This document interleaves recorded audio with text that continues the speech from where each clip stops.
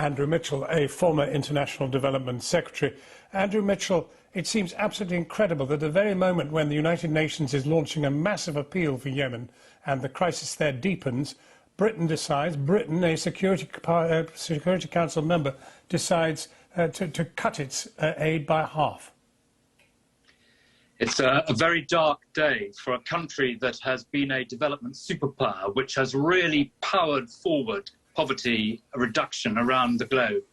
And to cut aid to Yemen, the poorest country by miles in the Middle East, in the middle of a pandemic, when we know there are famine conditions and famine is stalking the land there, with 4 million, mainly children, who will, as a result of this decision, continue the slow, agonizing and obscene process of starving to death. It's a very sad day for British leadership on development indeed.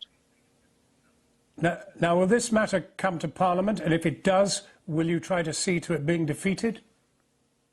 Well, there will be an urgent question tomorrow, and I know that Parliament will have its say on the specific issue of Yemen. But of course, this is the harbinger of more cuts to come, because it's the result, effectively, of the development budget being cut by 50% this year. And it will lead to hundreds of thousands of avoidable deaths, particularly amongst children. It's a very bad day. And of course, all 650 members of Parliament elected just over a year ago were elected on a promise to stand by the 0.7, to stand by this promise to the poorest in the world.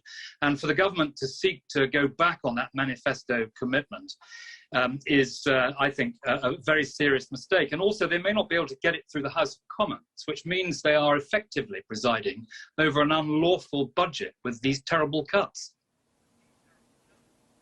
I mean, one of the things one really wonders is, does Britain want to go on remaining on the Security Council? There are only 5 nations there, and, you know, if we're actually going to back out just as they want to raise the money, that's not a great sign, is it?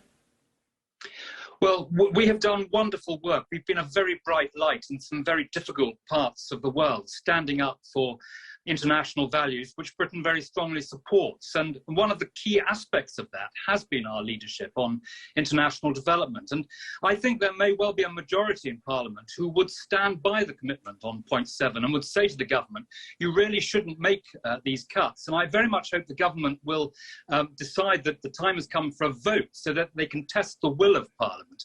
After all, Brexit was supposed to be about putting power back into Parliament.